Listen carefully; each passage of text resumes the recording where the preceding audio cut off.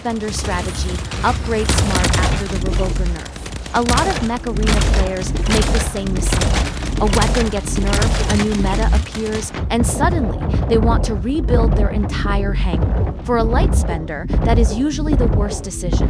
In my case, most of my mechs are already in a very strong position. Surge, Eclipse, Nomad, and Blockhorn are max.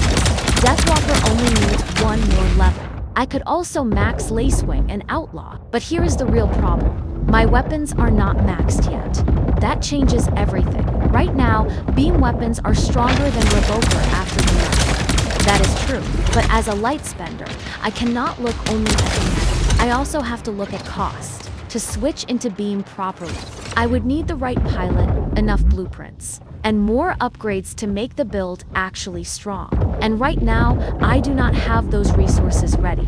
So my strategy is not to panic and switch everything. Instead, I focus on what gives me the best value right now. My mechs are already strong enough. That means my next upgrades should mainly go into weapons, because damage matters more than adding even more finished mechs to the account. So yes, even after the nerf Revoker can still be worth upgrading for now. Not because it is the strongest weapon in the game, but because it still fits the mechs I already use, especially Eclipse and Surge, and it lets me stay competitive without starting an expensive rebuild. At the same time, I should not blindly max Revoker if my long-term goal is beam. The smart light spender strategy is a transition. Keep using the current build. Upgrade Revoker only as much as needed to stay effective.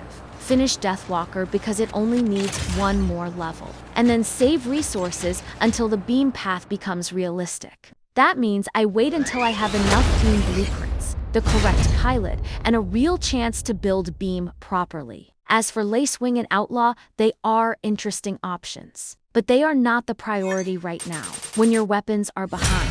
Maxing more mechs often looks exciting, but it does not fix the real weakness in your hangar. So the lesson is simple. Do not chase every new meta too early. Do not waste resources just because a nerf happened. If your mechs are already strong, strengthen the weapons that keep your current hangar alive.